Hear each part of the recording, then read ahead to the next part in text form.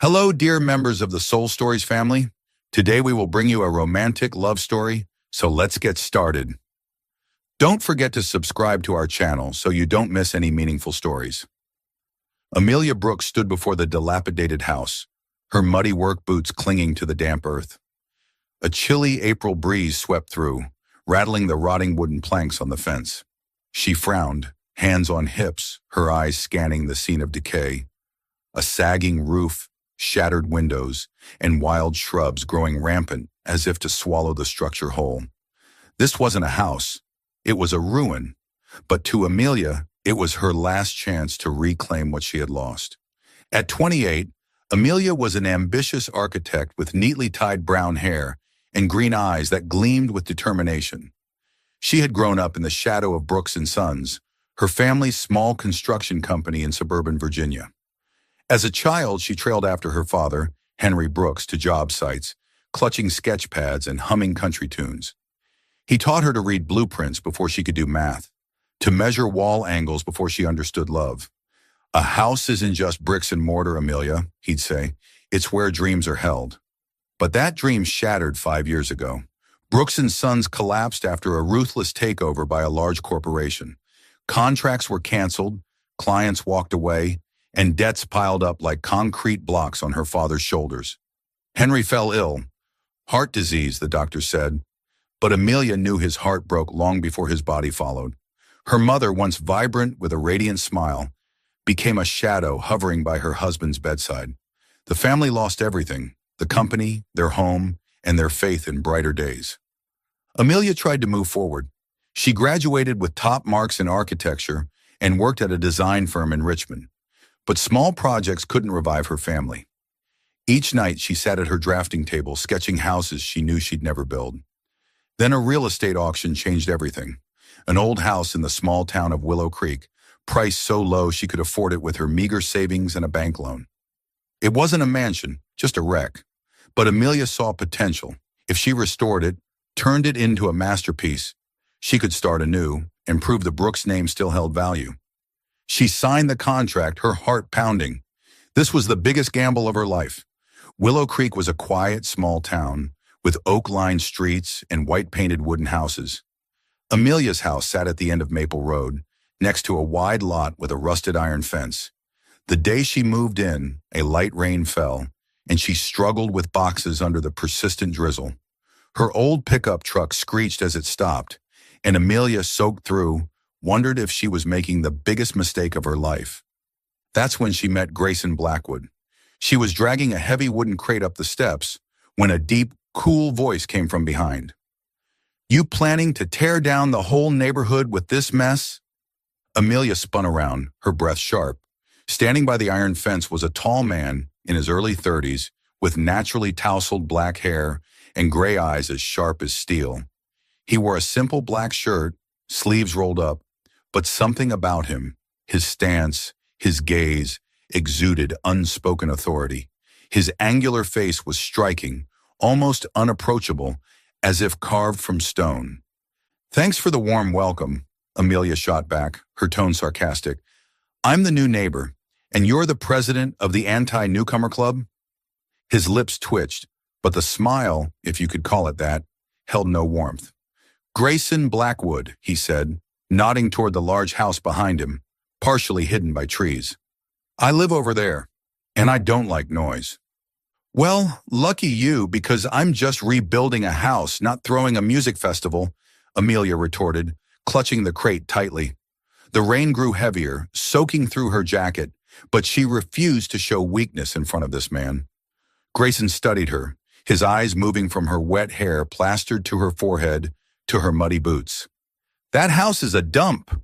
You're wasting your time." "Thanks for the advice," Amelia said, her voice dripping with mock sweetness. "But I didn't ask for your opinion." She turned, hauling the crate inside, her heart pounding, not just from anger. Something about Grayson Blackwood unsettled her, a mix of arrogance and mystery she couldn't ignore. In the days that followed, Amelia threw herself into work. She spent hours measuring, drafting, and inspecting the house's structure. Every crack in the walls, every rotted beam told a story, and Amelia was determined to turn them into a fresh start. But things weren't easy. Her budget was tight, and local contractors quoted exorbitant prices when they heard about the house's condition.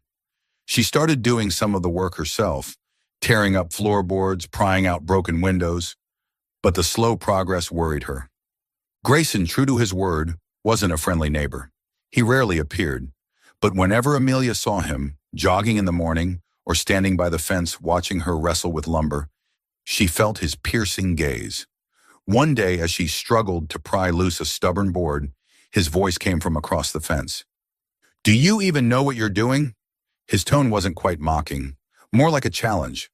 Amelia wiped sweat from her brow, shooting him an annoyed look. "I'm an architect. You think I'm playing with blocks?" He shrugged, leaning against the fence, arms crossed. "Being an architect doesn't make you a builder. That board's going to fall on your head if you're not careful." She wanted to argue, but just then, the board creaked and tilted toward her. Amelia jumped back, heart racing. Grayson said nothing, just gave her an "I told you so" look. She gritted her teeth, returning to work, determined not to let him see her flustered. But that brief moment planted a seed of curiosity in Amelia. Who was Grayson Blackwood? Why did he live in that big house, yet dress simply and keep everyone at arm's length? And why, despite his infuriating arrogance, could she not stop thinking about those gray eyes? One late evening, Amelia sat on the house's steps, her sketches spread out before her. A flashlight illuminated the scribbled lines, and she bit her lip, calculating costs. Her funds would only last a few months, and without an investor or buyer, the project would collapse. She sighed, leaning back to gaze at the twinkling stars above Willow Creek. That's when she heard footsteps. Grayson emerged from the darkness, holding a coffee mug, his stride casual as if he owned the world. "Working this late isn't a great idea," he said, stopping a few steps away. Amelia raised an eyebrow. "Worried about me, Blackwood? Or just afraid I'll make noise?" He didn't answer right away, just sat on a nearby rock, sipping his coffee. "Do you know who this house used to belong to?" he asked, his voice low. She shook her head, curious despite herself. "Number just that it's been abandoned for years." Grayson looked at the house, his gaze distant. "The Harper family. They lived here for generations until they lost everything in the recession. This house was their pride." He paused, then met her eyes. "What do you think you can do with it?" Amelia wasn't sure if he was mocking her or genuinely asking. She picked up her sketch, handing it to him. "I'm going to make it a home worth living in. Not just beautiful, but alive. A place someone can call their own." Grayson studied the sketch, silent for a long moment. Then he handed it back, his voice softer than usual. "Hope you know what you're doing, Brooks." He stood and walked away, leaving Amelia with her sketches and a strange feeling in her chest. She didn't know that, in that moment, Grayson had looked at her longer than he intended. And for the first time, he wondered if this crumbling house and the stubborn woman standing before it could change something in his life. Amelia Brooks sat in the makeshift living room of the dilapidated house in Willow Creek, the flickering light from an old desk lamp casting shadows over the pile of blueprints and papers strewn across the scratched wooden table. The wind whistling through the cracks in the walls mingled with the chirping of crickets outside, creating a mournful nighttime symphony. She rubbed her temples, her eyes fixed on the renovation budget, a glaring red column of numbers that served as a stark reminder that her dream of turning this house into a masterpiece was slipping away. The bank had denied her request for an additional loan, and local contractors quoted astronomical prices. Amelia bit her lip, wondering if this gamble was the biggest mistake of her life. A knock at the door interrupted her thoughts. Amelia frowned, glancing at the clock. Nearly 10 p.m. Who would come at this hour? She stood, wiping her hands on her dusty jeans, and opened the door. There stood Grayson Blackwood, her enigmatic neighbor, his cool demeanor intact in a dark coat and with those sharp gray eyes. But something was different, a tension in the way he crossed his arms, as if holding back something. "Blackwood," Amelia said, folding her arms to mask her surprise, "if you're here to complain about yesterday's hammering, I stopped before 8. Grayson didn't respond with his usual barbed remark. He looked at her, his gaze piercing as if trying to read her mind. "I have a proposition," he said, his voice low. "You should hear me out." Amelia raised an eyebrow, half curious, half skeptical. "What kind of proposition brings you here this late?" Grayson glanced over his shoulder, as if ensuring no one was listening, then stepped inside without waiting for an invitation. Amelia closed the door, a sense of unease rising. He stood in the middle of the room, tall and imposing, but there was a hint of hesitation in the way he shoved his hands into his pockets. "I need a wife," he said bluntly without preamble. Amelia blinked, certain she'd misheard. "What?" "A contract wife," Grayson continued, his tone as casual as if discussing the weather. 1 year. No emotions, no strings attached. Just a paper agreement. Amelia let out a dry laugh, thinking he was joking. "Who do you think I am? A character in some cheap rom-com?" She shook her head, turning back to the table, but Grayson didn't leave. He stood there, his eyes locked on her. "I'm not joking," he said. "My family's pressuring me to marry someone I don't want. If I don't come up with a solution, they'll control my life. I need you to play my wife, long enough for me to get out of this." Amelia turned back, crossing her arms, staring at him. "And why me? Don't you have friends, a girlfriend, or, I don't know, someone else willing to do this?" Grayson's lips twitched, a smile that didn't reach his eyes. "You're the ideal choice. You don't know anything about me. You're not connected to my family and—" He paused, his gaze sweeping the cluttered room. "You need money." His words hit like a slap. Amelia felt her face flush, but she couldn't deny the truth. She needed money to fix the house, pay her family's debts, and restart her career. Grayson, infuriatingly arrogant as he was, clearly knew it. "What makes you think you know anything about me?" she asked, her voice low but sharp. "I see you struggling with this house," Grayson replied, unfazed. "You're running out of steam, Brooks. I can help. Enough money to fix this place, jumpstart your career, whatever you want. In return, you sign the contract and play my wife for a year." Amelia fell silent, her mind racing. She wanted to throw him out, to say she wouldn't sell herself for money. But the image of her father in his hospital bed, her mother selling her wedding ring to cover medical bills, flashed in her mind. She looked at the house, cracked walls, leaking ceiling, and knew her options were dwindling. "How much are you offering?" she asked, her voice dry. Grayson named a figure that nearly made Amelia choke. It wasn't just enough to fix the house. It could fund her own architecture firm, clear her debts. But at what cost?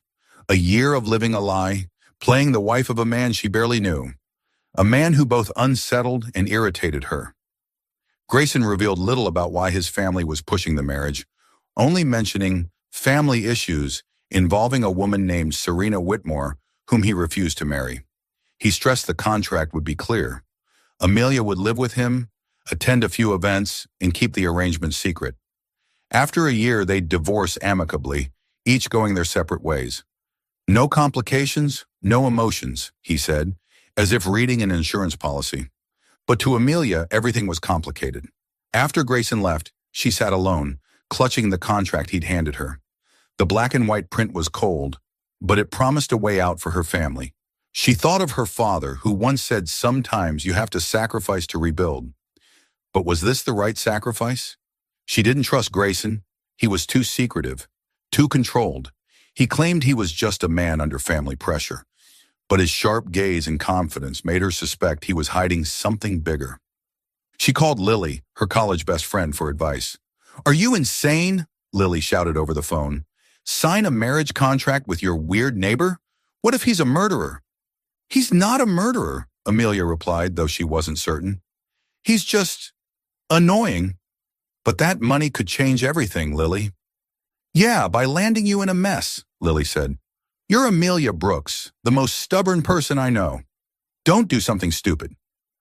But Amelia didn't feel stubborn. She felt tired, drained, and scared. She looked at the house around her, walls on the verge of collapse, and thought Grayson might be right. She was running out of steam. The next morning, Amelia met Grayson at a small Willow Creek cafe. He sat in a corner, reading a newspaper, looking like he owned the world. She placed the signed contract on the table. "I'm in," she said, her voice firm. "But I have conditions." Grayson folded the paper, raising an eyebrow. "Go on." First, I want an upfront payment to start fixing the house. Second, I don't want any drama from your family or this Serena person. Third, she locked eyes with him, don't think you can control me just because of this contract. Grayson studied her, a flicker of admiration in his eyes that he quickly masked. You're trouble, Brooks, he said, but his tone wasn't insulting. Fine, I agree. They shook hands, but when his hand touched hers, Amelia felt a jolt run through her. She pulled back quickly, telling herself it was just nerves. She had just entered a game whose rules she didn't know, with a man she didn't understand. But as she thought of her crumbling house, she knew there was no turning back. Grayson Blackwood's house, nestled beside the crumbling ruin Amelia Brooks called home, was like a small castle in the heart of Willow Creek. Its gray stone walls, towering glass windows, and meticulously trimmed garden exuded discreet elegance, but carried the same coldness as its owner. Amelia stood before the iron gate, clutching a small suitcase, feeling as though she'd stepped into a world that wasn't hers. The fake marriage contract was signed, the money transferred, and now she had to live with Grayson in this house, playing the role of his pretend wife for a year, filled with rules and secrets. Yet her dilapidated house, just a few steps beyond the fence, remained where she spent most of her time renovating, keeping her dream alive. Grayson opened the door, his icy gray eyes scanning her. You're late, he said. No greeting, no smile. Amelia raised an eyebrow, dragging her suitcase over the threshold. Sorry, I was busy saving my house from collapsing. You know, priorities. He didn't reply, merely let her inside. The interior was exactly as she'd imagined. Modern, minimalist, but devoid of warmth. Gleaming hardwood floors, black leather sofas, and abstract paintings on the walls, all beautiful but soulless. Grayson pointed to a hallway. Your room's down there. Don't touch my things and we'll be fine. Amelia smirked. Don't worry, I'm not here to steal your silver spoon collection, Blackwood. But I'll still be going back and forth to my house to work. Don't expect me here 24/7. Grayson raised an eyebrow, clearly unaccustomed to being challenged. As long as you show up when I need you, I don't care what you do in that junk heap. That house is not a junk heap, Amelia shot back, but she didn't want to argue. She had too much to do, here and at her own place. Living with Grayson in his luxurious home was a quiet battle. Amelia, with her straightforward and laid-back nature, quickly realized Grayson was the embodiment of control. He had a rigid routine, jogging at 6 a.m., black coffee without sugar at 7, and never a dirty cup left in the sink. Amelia, on the other hand, tracked dust from her crumbling house, left blueprints scattered on Grayson's dining table, and had a habit of eating cookies on his expensive leather sofa. These differences sparked a series of moments both humorous and tense. One evening, Amelia decided to cook dinner in Grayson's sleek kitchen to keep the peace. She chose spaghetti, thinking it was simple enough. But while juggling cooking and checking emails from contractors on her phone, she forgot the sauce on the stove. When Grayson walked in from his office, smoke was billowing, and the acrid smell of burnt sauce filled the air. He crossed his arms, leaning against the doorway, his expression pure, I told you so. Is this your plan to burn my house down, Brooks? He asked, his tone dripping with sarcasm. Amelia's face flushed as she fanned the smoke with a dish towel. I was just trying to make a decent dinner. Could you help instead of standing there mocking me? Grayson, instead of replying, stepped forward, turned off the stove, and opened the windows to let the smoke out. Then, with infuriating calm, he ordered pizza from a nearby place. When it arrived, they sat across from each other at the glass dining table, chewing slices in silence. But then Amelia burst out laughing, unable to hold it in. Okay, I admit it, I'm a disaster in the kitchen. You win. Grayson looked at her, his gaze softening slightly. I'm not keeping score, he said, but the corner of his mouth twitched, a rare smile that made Amelia's heart skip a beat. The arguments continued, often over trivial things. Amelia wanted to hang a colorful painting in Grayson's living room to add some life, but he called it a visual assault. She accidentally left muddy boots by the door. He neatly arranged them and left a note.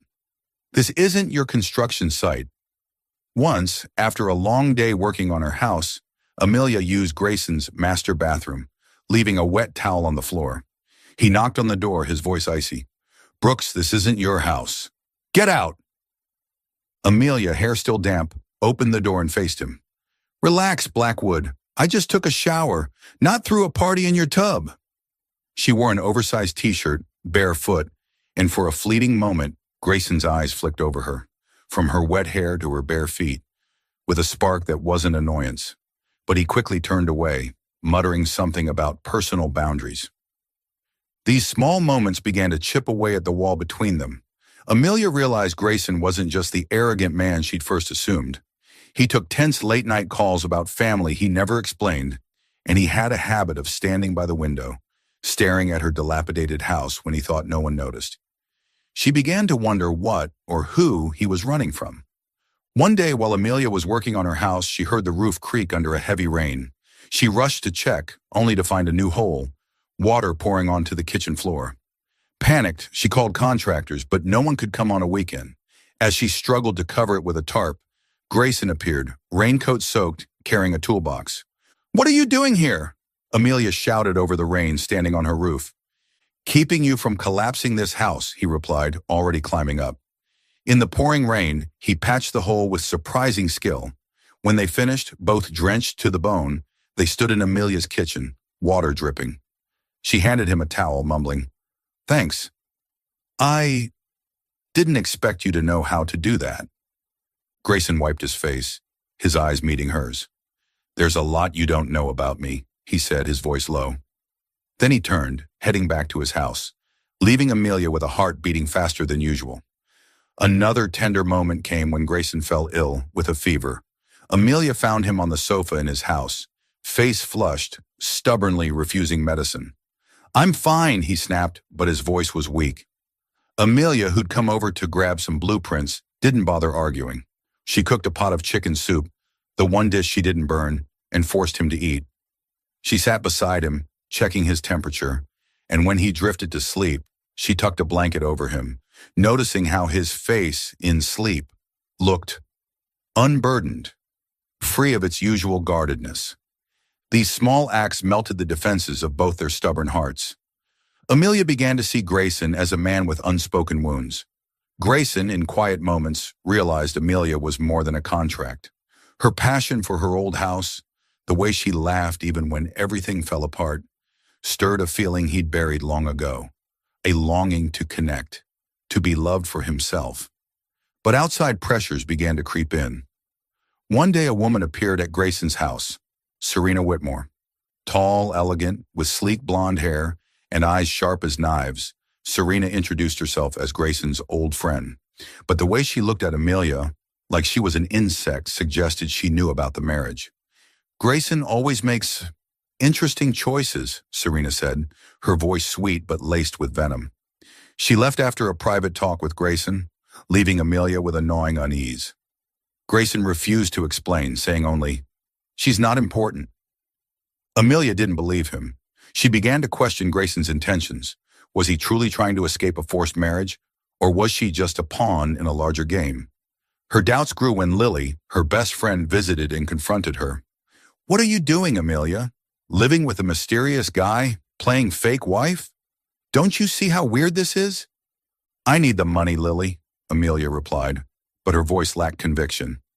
"And he's not as bad as I thought." Lily raised an eyebrow. "Not bad? Or are you starting to like him?"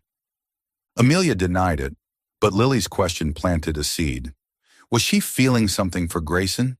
And if so, how dangerous was that when they were bound by a loveless contract?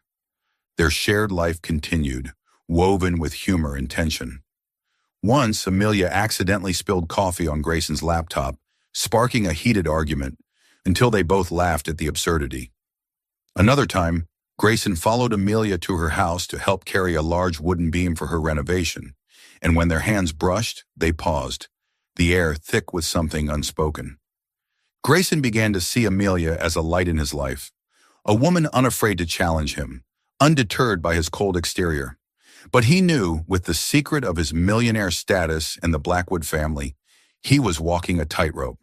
Amelia, though she wouldn't admit it, felt her heart leaning toward him, a man both distant and close, infuriating and endearing. Amelia Brooks stood before the mirror in the guest bedroom of Grayson's house, struggling with the zipper of an emerald green evening gown he'd provided.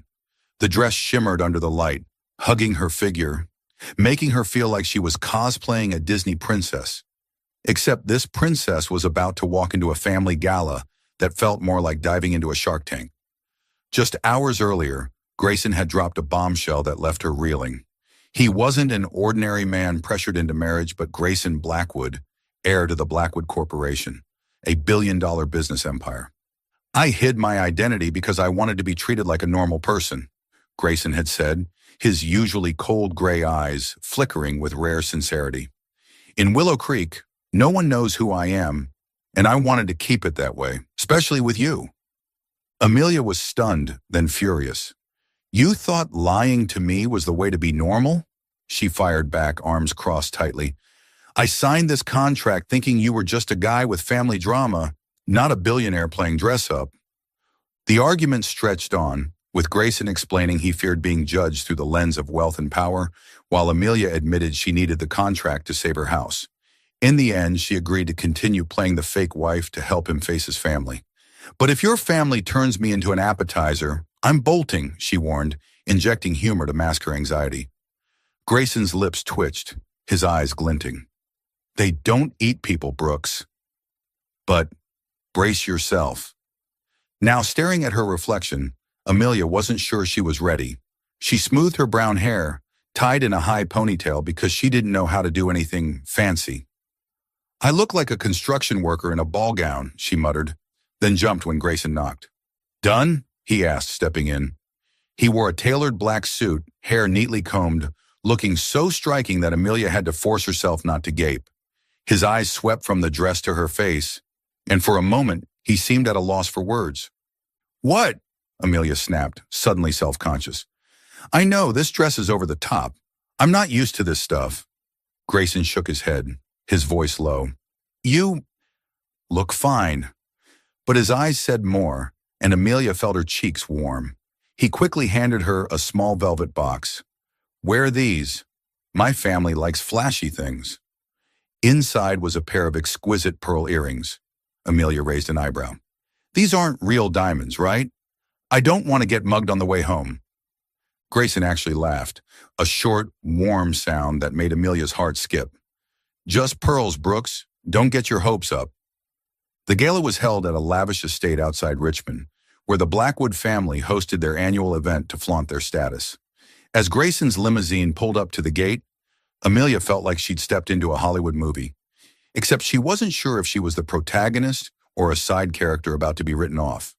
The estate glowed with lights, boasting marble columns, a red carpet, and uniformed staff bowing as they entered.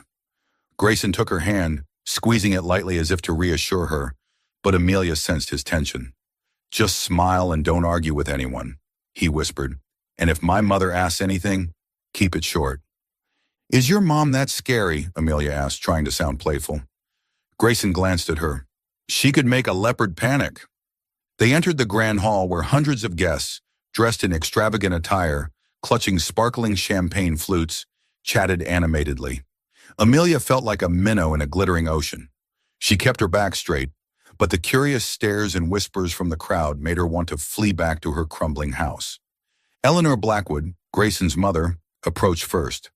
Tall and elegant, with silver hair in a high bun and eyes sharp as blades, she looked at Amelia as if she were a misplaced decoration. "So this is your bride," she said, her voice sweet but icy. "Amelia, is it? An architect, I hear." "Yes, ma'am," Amelia replied, forcing a smile. "I'm restoring an old house in Willow Creek." Eleanor raised an eyebrow as if restoring houses was a quaint joke. "How charming. But that must be messy, no? Hardly fitting for a Blackwood." Amelia felt a surge of heat, but before she could respond, Grayson cut in, his voice firm. "Amelia is exceptionally talented, Mother. She doesn't need to fit anyone." Eleanor smiled, but her eyes screamed, "This girl doesn't belong here." She whisked Grayson away to meet important people, leaving Amelia alone in a sea of strangers. That's when Serena Whitmore appeared. Amelia recognized her instantly, the woman who'd visited Grayson's house. Serena, in a striking red gown, looked like she'd stepped out of a fashion magazine. Her smile was as sharp as a blade. "Amelia, right?" Serena said, offering her a champagne flute. "I must say, you're surprising. Grayson always had such unique taste." Amelia sipped the champagne, striving for calm. "Thanks, I guess. You're Grayson's friend, right?" Serena giggled, a sound that gave Amelia goosebumps. "Oh, more than a friend. Our families are very close. In fact, many thought Grayson and I were the perfect match." She tilted her head, eyeing Amelia head to toe. "But it seems he's experimenting." Amelia gripped her glass, refusing to let Serena bait her.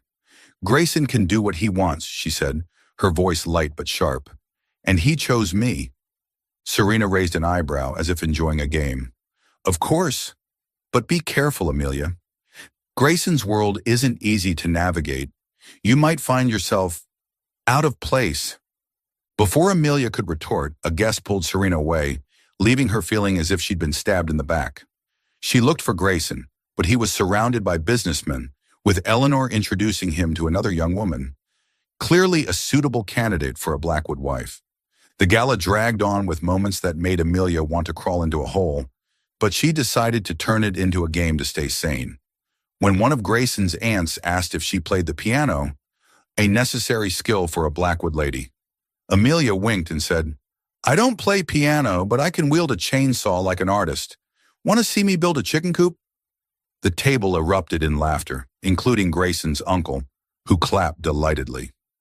Grayson nearby nearly choked on his champagne, and for the first time that night, he looked at her with a spark of amusement. She kept up the tactic, turning rude questions into chances to charm. When a friend of Eleanor's asked about her pedigree, Amelia beamed. "Oh, my ancestors were legendary builders.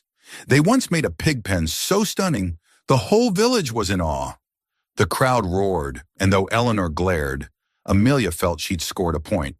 But her small victories didn't last. In a quiet moment, Amelia overheard guests whispering, "An architect? Probably just a gold digger. Grayson will come to his senses and return to Serena." The words stabbed at her pride. She glanced at Grayson, talking with his mother, and felt an invisible gulf. He belonged to this world. Lavish galas, powerful handshakes. Her? She belonged to her crumbling house, with its dust and dreams. On the drive back to Willow Creek at midnight, Amelia was silent. Grayson, sensing her mood, pulled over in front of his house and turned to her. "You okay?" he asked, his voice low. Amelia stared out the window, her voice trembling. "Will I ever really fit into your world, Grayson? Those people, they looked at me like I was a mistake." Grayson gripped the steering wheel, his eyes darkening. "They don't matter," he said. "I don't care what they think. You're here because I chose you, Amelia." "But why?" she asked, facing him. "You could have anyone, Serena or any of those perfect women there. Why me?"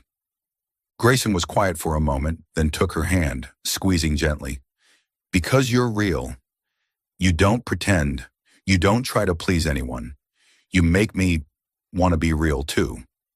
His words pierced Amelia's heart, but they also scared her. She was feeling something for him, something beyond the contract, yet she felt small in his world. She pulled her hand back, offering a weak smile. "I need time, Grayson." He nodded, not pushing.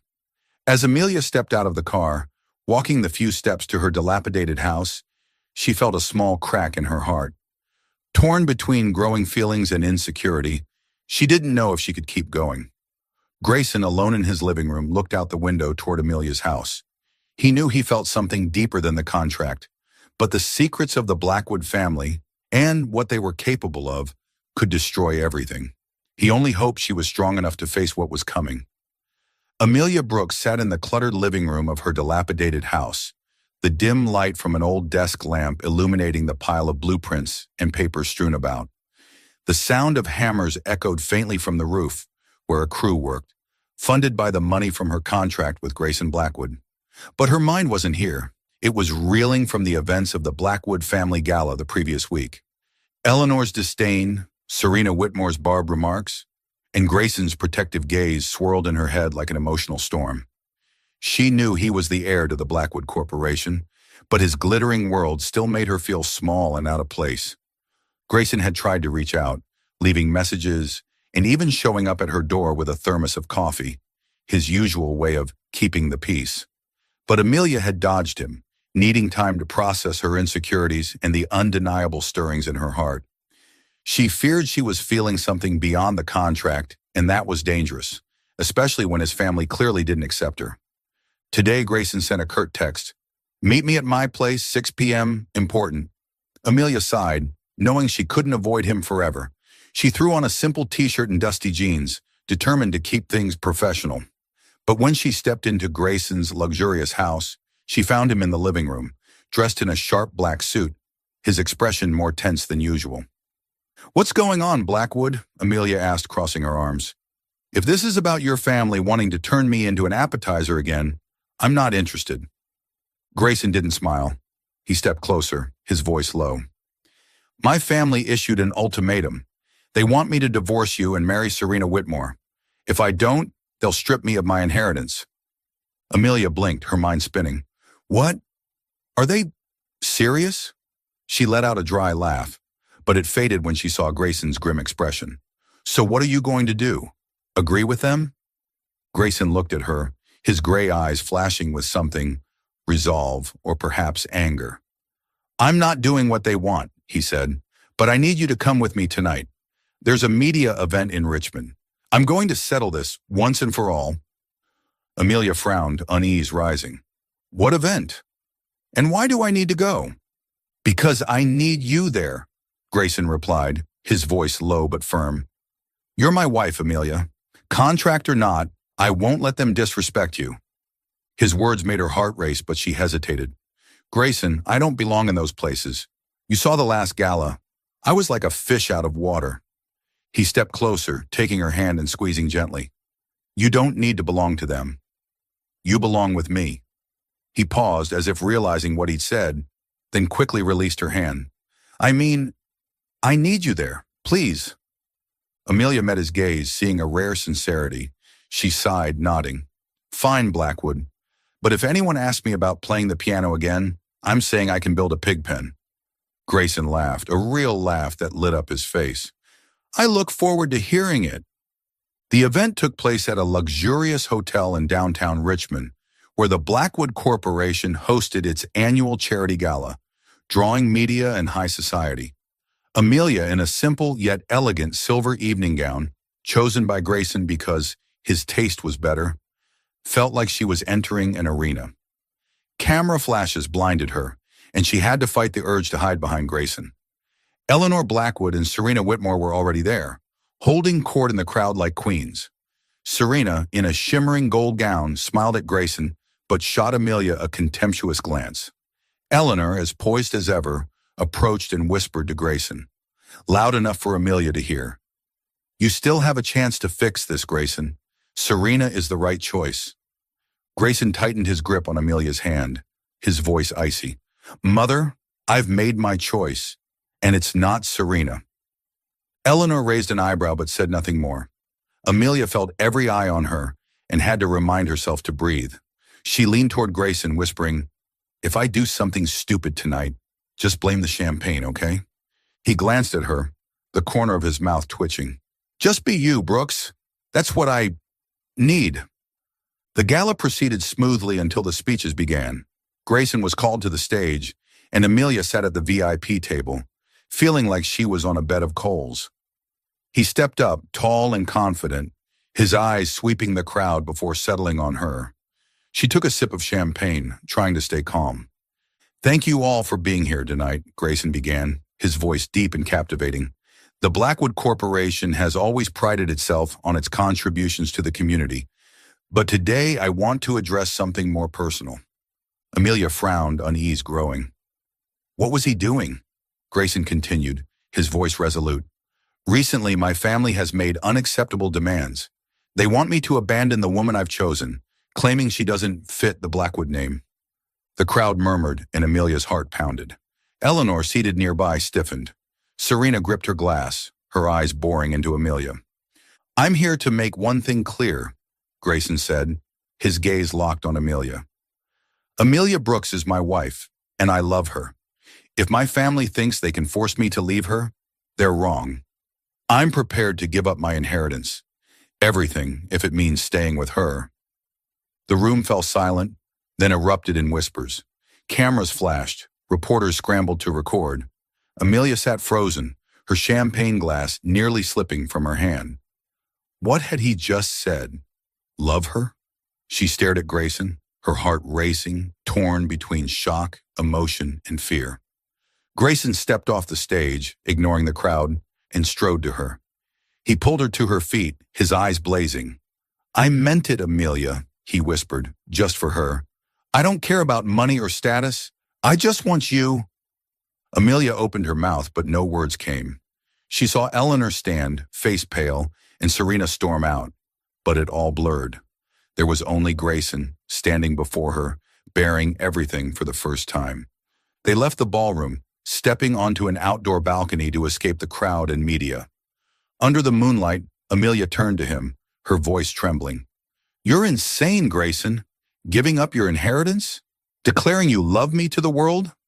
We're just a contract. Grayson took her hands, holding tight. No, not just a contract. Not to me.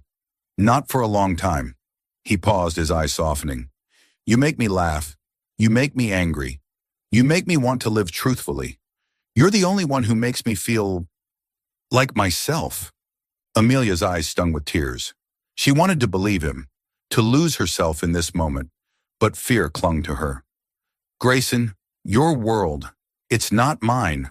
I'm a dusty architect, and you're a Blackwood. How can we? He cut her off with a kiss. His lips were warm, intense, as if pouring every emotion into that moment. Amelia froze, then closed her eyes, melting into his arms. The kiss lingered, passionate and promising, as if the world held only them. When they parted, their breaths mingling, Amelia felt her heart both shatter and mend. We'll find a way, Grayson said, his forehead against hers. I don't promise it'll be easy, but I promise to fight for you. Amelia smiled, tears streaming down. You're absolutely crazy, Blackwood. But she squeezed his hand, a seed of trust sprouting, though a delicate crack remained, fear that the gap between their worlds might never close. But not everyone accepted Grayson's decision. Back in Willow Creek, Amelia received an anonymous email with photos of her at the construction site, accompanied by a threat. Leave Grayson, or your career will be ruined. She suspected Serena was behind it, especially after hearing rumors that Serena had met privately with Eleanor to deal with the Amelia problem. At the same time, a major contractor abruptly canceled their deal with Amelia, citing lack of credibility. She knew it wasn't a coincidence. The Blackwood family and Serena were attacking, targeting her dream of restoring the house. Amelia kept it from Grayson, not wanting to worry him, but the pressure weighed heavily. She looked at him, the man who'd given up everything for her, and wondered if their love was strong enough to weather the coming storm. Grayson, meanwhile, began to realize his family wouldn't back down easily. He was determined to protect Amelia, but he knew a bigger secret about the Blackwood family's past could destroy everything. Amelia Brooks sat in the cluttered living room of her dilapidated Willow Creek house, the dim light from an old desk lamp casting shadows over scattered blueprints on the scratched wooden floor. The distant sound of hammers echoed as the crew finished the roof, funded by the money from her contract with Grayson Blackwood. Despite recent tensions, anonymous, threatening emails, and a major contractor abruptly canceling their deal, the bond between her and Grayson had grown stronger. His public declaration of love at the charity gala, their first kiss under the moonlight, and his unwavering defense against the Blackwood family had built a new trust in Amelia's heart. Though she worried about the divide between their worlds, she was beginning to believe their love could overcome anything. Grayson had become her anchor. When she told him about the threatening emails, he hired a security team to protect her house project and launched an investigation, suspecting Serena Whitmore or his mother, Eleanor, was behind it. He often visited her house, bringing coffee or helping carry lumber, though he'd jokingly complain about the dust. Trying to turn me into a builder, Brooks? He'd ask, wiping sweat after framing a wall. What's wrong with being a builder? Amelia would retort, winking. You look better in dusty shirts than suits. Those moments made Amelia feel they were building a real future. But she never expected that tonight, everything would come crashing down. Amelia was clearing a corner of the house to prepare for a structural inspection. She opened an old wooden box found in the basement, expecting only blueprints from the Harper family, the previous owners. Instead, she found documents bearing the Brooks & Sons logo, her father's company. Her heart raced as she flipped through the pages. Contracts, letters, and meeting minutes from 5 years ago, when the company went bankrupt. Her breath grew heavy as she read. The documents detailed how Brooks & Sons lost a major project to a rival corporation after a ruthless takeover, leading to crippling debt and collapse. The name behind it made Amelia freeze. Blackwood Corporation. A letter from her father, Henry Brooks, described how Blackwood used unfair tactics to destroy his small company. They didn't just want to win, they wanted to annihilate us, he wrote. Amelia trembled, the image of her frail father in his hospital bed flashing in her mind. He lost everything because of Blackwood, and she was in love with a Blackwood. She slammed the documents shut, tears spilling over. Grayson couldn't have known about this, but doubt gnawed at her. He'd hidden his billionaire status before. Could he be hiding this too? Clutching the papers, she marched to Grayson's house, her heart heavy as lead. Grayson was reading a newspaper in his living room when Amelia burst in without knocking. He stood alarmed by her devastated expression. Amelia, what's wrong? She threw the documents onto the table, her voice shaking with anger and pain. What do you know about this, Grayson? Blackwood destroyed my father's company, ruined my family. What do you know? Grayson picked up the papers, his face paling as he read. Amelia, I didn't know about this, he said, his voice laced with shock. I swear, 5 years ago, I was abroad, not involved in the family business. You expect me to believe that? Amelia shouted, tears streaming down. You're a Blackwood. You hid things from me before? How do I know you're not covering this up? Grayson reached for her hand, but she stepped back. Amelia, listen to me, he pleaded. I'll investigate, find out who was responsible. If my family did this, You'll what? She cut him off, her voice breaking. Say sorry? Give back the years my family lost? My father was hospitalized. My mother sold her wedding ring because of this. And I love you, but how can I love someone whose name destroyed my family? Her confession hit like a knife. Grayson stood frozen, pain etched on his face. Amelia, he whispered, but words failed him. He wanted to hold her, but her shattered gaze stopped him. I can't, Amelia choked out. Every time I look at you, I see my father's pain. I choose my family, Grayson. She turned and walked out. Grayson gripped the documents, his heart constricting. He wanted to chase her, but knew she needed space. He vowed to uncover the truth and make amends no matter the cost. Amelia returned to her house, collapsing onto the floor, sobbing. She loved Grayson, but that love felt like a betrayal of her parents, who'd sacrificed everything. She clutched the documents, the final proof of her family's pain. In the days that followed, Amelia buried herself in work, laboring from dawn to dusk, overseeing the crew, drafting designs, trying not to think of Grayson. But every hammer strike, every crack in the walls reminded her of him, the man who patched her roof, who laughed when she spilled coffee. She tried to stay strong, but at night she cried, grappling with her loss.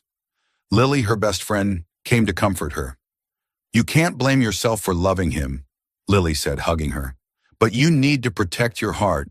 If he loves you, he'll make this right. I don't know if there's anything to fix, Amelia whispered. I can't forgive his family. Grayson descended into darkness.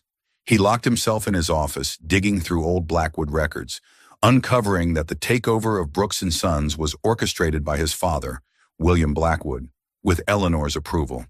He felt disgust for his family and himself for benefiting from Amelia's pain. He called his mother, his voice cold. What do you know about Brooks & Sons?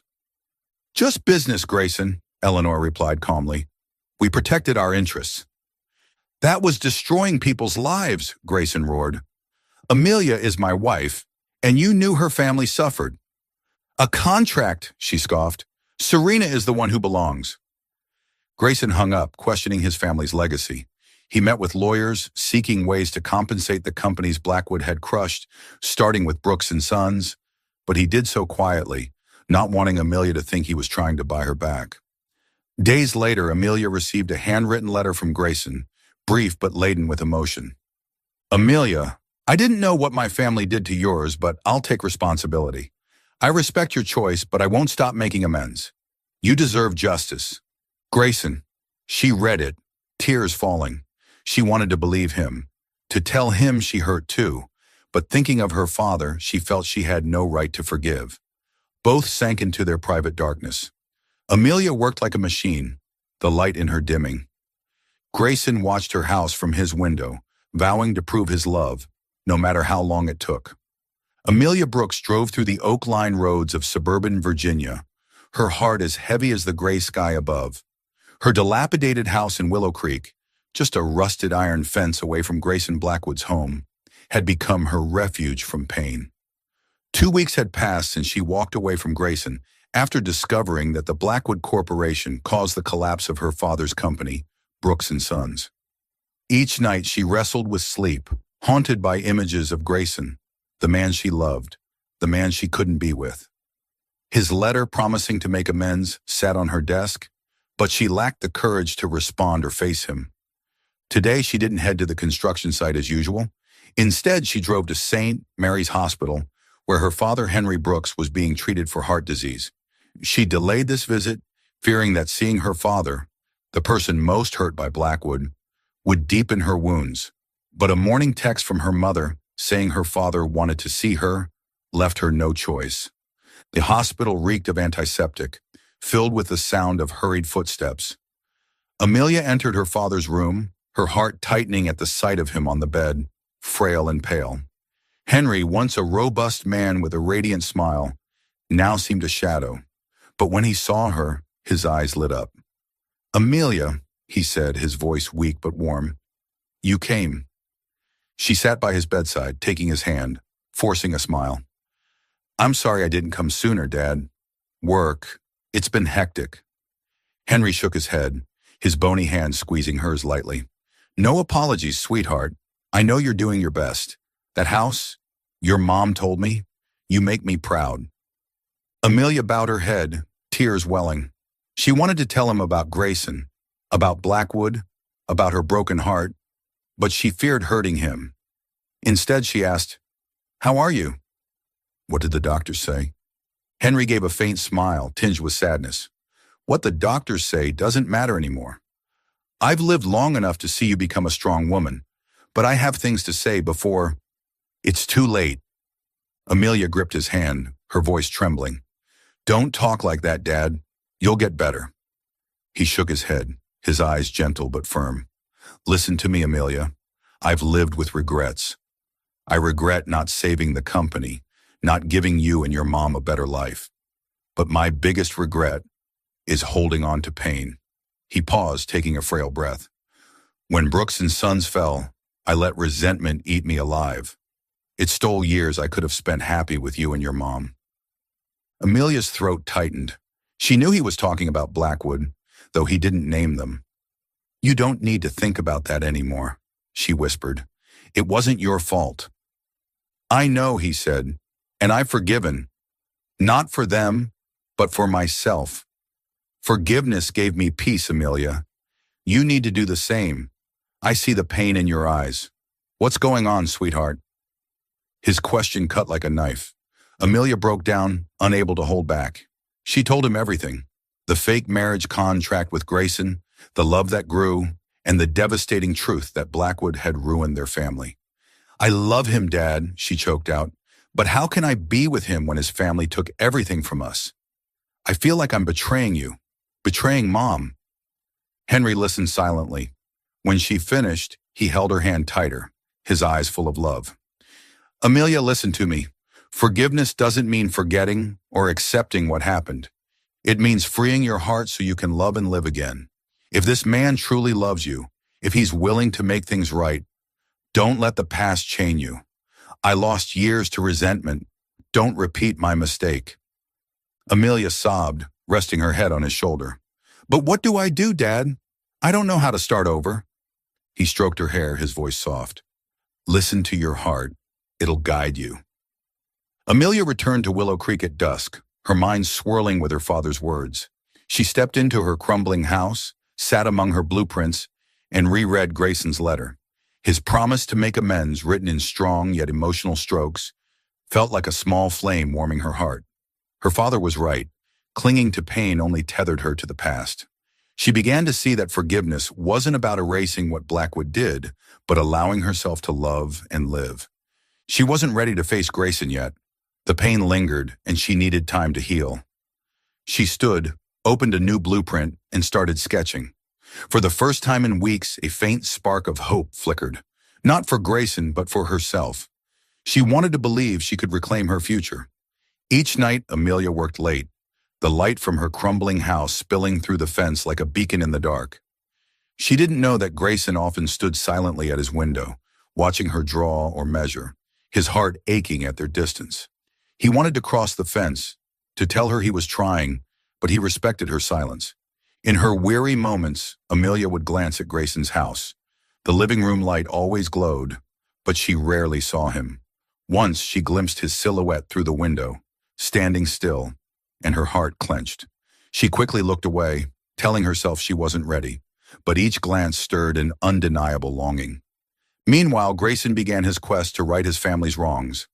After confirming Blackwood's role in the Brooks and Sons takeover, he took concrete steps. He contacted a nonprofit dedicated to supporting small businesses harmed by large corporations, quietly funding a compensation fund. He instructed the organization to seek out and aid companies Blackwood had crushed, starting with Brooks and Sons, without revealing his identity. I don't want them thinking this is a PR stunt, he told the representative. I want them to get justice. Grayson also funded a community project in Willow Creek, a learning center Amelia had mentioned in passing, where local kids could learn art and construction skills. He worked with architects to ensure the project reflected Amelia's spirit, simple, sustainable, and inspiring. He didn't tell her, not wanting her to think he was buying her forgiveness. He did these things because they were right, and because he wanted to build a future Amelia could be proud of, whether she returned to him or not. He faced pressure from his family, especially Eleanor. In a call, she warned, "You're destroying yourself for a girl who doesn't belong, Grayson. Serena is still waiting for you to come to your senses." Grayson gave a cold laugh. "Mother, I don't need Serena or the inheritance. If you want to fight, go ahead. I won't stop." He hung up, feeling lighter. For the first time, he wasn't the Blackwood heir, but just Grayson, a man trying to do right. Yet each time he saw the light from Amelia's house, an unfillable void lingered. Amelia began noticing small changes. An old contractor reached out, saying they'd received anonymous funding to resume her project. She also received an unexplained bank transfer, enough to cover part of her family's debts. She suspected Grayson, but had no proof and wasn't ready to ask. One morning, she got a letter from a nonprofit, informing her they were reviewing compensation for Brooks and Sons due to past damages. The letter didn't mention Blackwood, but Amelia sensed a connection. One evening, she stood outside her house, watching the walls slowly rise. She glanced at Grayson's house, seeing the living room light, but no sign of him.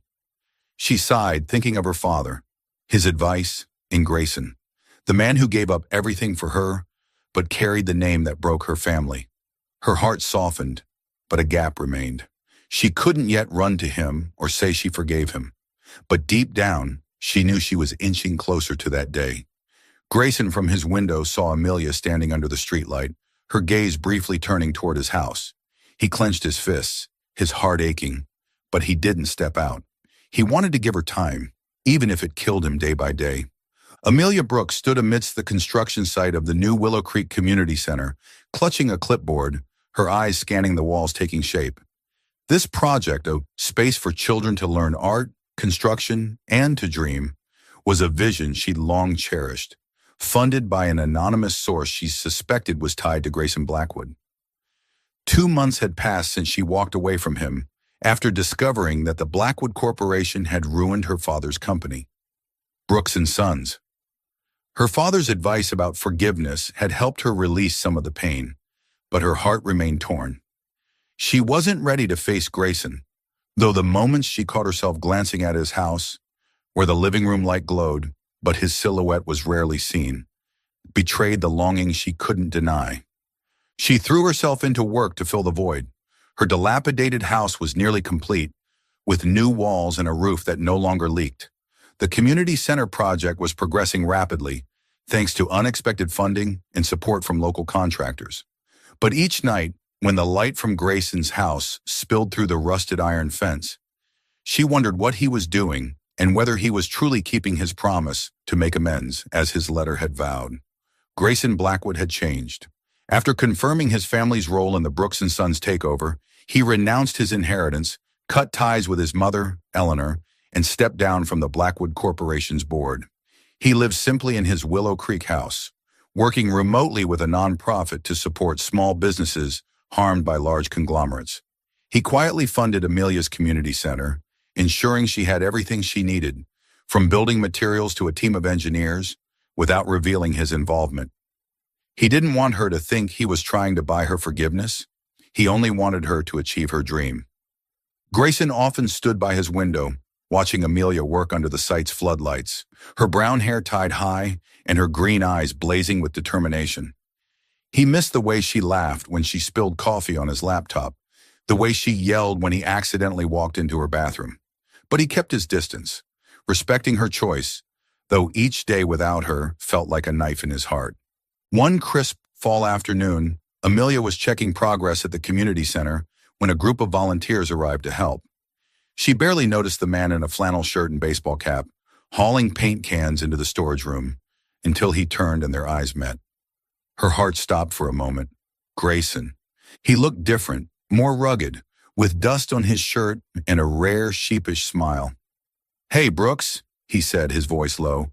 "I just came to help." Amelia blinked, struggling to stay composed. "Grayson?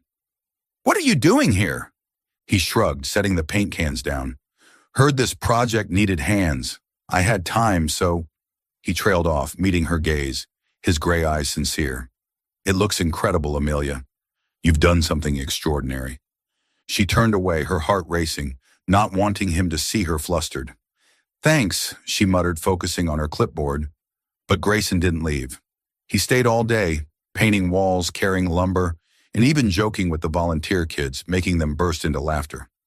Amelia watched him from a distance, noticing a humility and dedication she hadn't fully seen before. He was no longer the arrogant Blackwood heir. He was just Grayson, a man trying to do right. As the sun set, the site emptied, leaving only Amelia and Grayson. She stood in the unfinished structure, the sunset casting golden light through empty window frames. Grayson approached, hands in his pockets, his voice soft. "I didn't come to push you to talk. I just wanted to help." Amelia looked at him, her heart softening. "I know," she said. "And I see what you've been doing. The contractors, the funding, the money for my family. It's you, isn't it?" Grayson nodded, not denying it.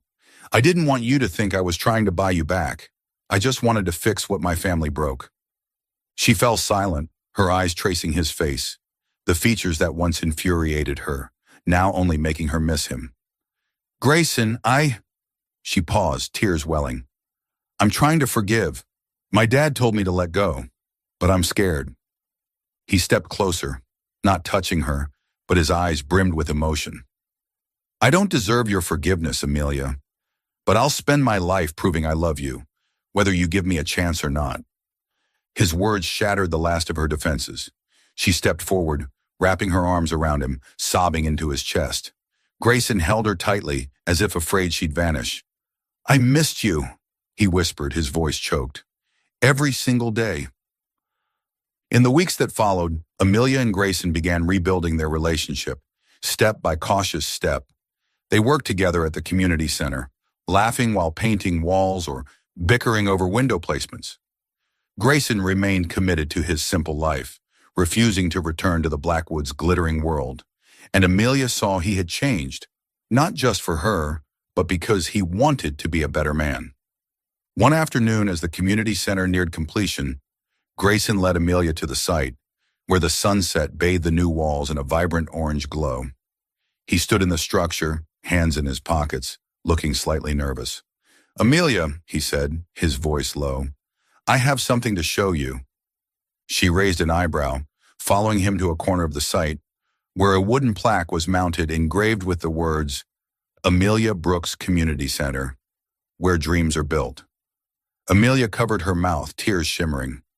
"Grayson, when did you do this?"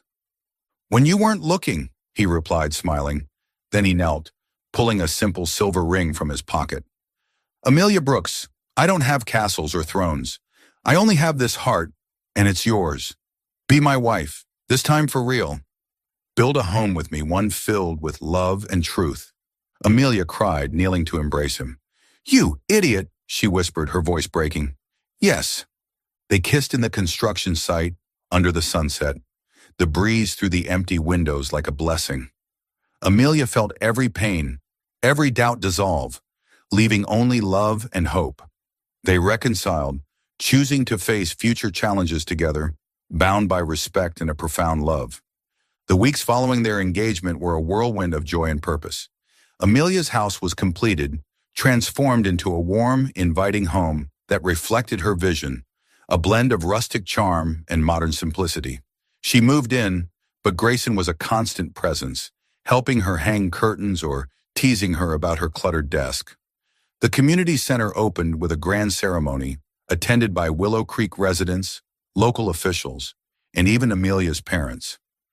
Henry Brooks, frail but beaming, walked through the center with Amelia, his pride evident. "You did it, sweetheart," he said, squeezing her hand. "And that man of yours, he's a keeper." Amelia laughed, glancing at Grayson, who was joking with kids near a mural they'd painted together. "Yeah, Dad, I think so too." Grayson faced lingering challenges from his family.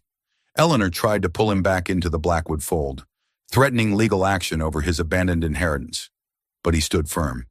He hired lawyers to ensure the nonprofit he supported could continue compensating Blackwood's past victims, including Brooks and Sons, without his direct involvement. Serena Whitmore, humiliated by Grayson's rejection, left Richmond, her influence fading. Amelia received no more threatening emails, and her career flourished as word of her community center spread, attracting new clients. One evening, Amelia and Grayson sat on the porch of her restored house, wrapped in a blanket, watching the stars. The house, once a ruin, now glowed with life. New windows, a sturdy roof, and a garden they'd planted together. Grayson held her hand, his thumb tracing circles on her skin. "You know," he said, "I used to think a house was just walls and a roof. But you showed me it's more. It's where love lives." Amelia leaned against him, smiling. "And you showed me love is worth fighting for, even when it's messy." He kissed her forehead, his voice soft. "This house, it's ours, isn't it?" She nodded, her heart full. "Ours, and every brick, every nail has our story." They sat in comfortable silence, the night wrapping around them like a promise. The house, named Love, stood as a testament to their journey, from a contract born of necessity to a bond forged in forgiveness and truth. Amelia knew challenges would come: Grayson's family, her own insecurities, the complexities of blending their worlds. But together they were unstoppable. As the stars twinkled above Willow Creek, Amelia and Grayson held each other, ready to build not just a house, but a life, brick by brick, heart by heart. The following spring, Amelia and Grayson held a small, heartfelt wedding in a meadow in Willow Creek, beneath the shade of ancient oak trees. Only close family and friends, Amelia's mother Lily, and a few locals attended. Amelia's father, though frail, sat in the front row, beaming as he watched his daughter walk down the aisle in a simple white dress. Amelia looked at Grayson, waiting for her at the end of the path, and felt her heart overflow. This wasn't a contract. This was forever. After the wedding, Amelia founded her own architecture firm, Brooks Design, specializing in sustainable and community-focused projects. She secured numerous contracts, from schools to cultural centers, thanks to the reputation she earned from the Willow Creek Community Center. Grayson, meanwhile, ran a charitable foundation, focusing on compensating and supporting small businesses harmed by large corporations. He continued to live simply, rejecting all invitations to return to the Blackwood fold, and became the man Amelia always knew he could be. Together, they finished restoring the dilapidated house Amelia had bought at the start. Instead of selling it, they transformed it into a second community center, a space for young artists and struggling families with brightly painted walls and stained glass windows designed by Amelia. The house, once a symbol of broken dreams, now stood as a testament to their shared values: love, forgiveness, and rebirth. One evening, as the center officially opened, Amelia and Grayson stood in the yard, watching children run and play inside. The sunset bathed them in a warm golden glow. Grayson wrapped his arms around her from behind, whispering in her ear, "If home is where the heart is, you're my forever home."